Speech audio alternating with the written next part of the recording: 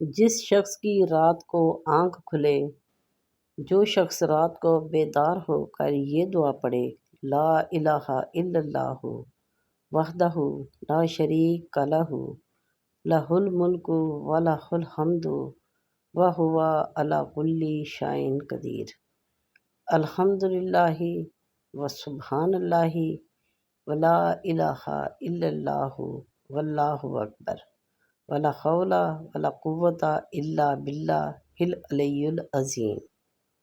اور پھر اس کے بعد یہ دعا پڑھے، اللہم اغفر لی۔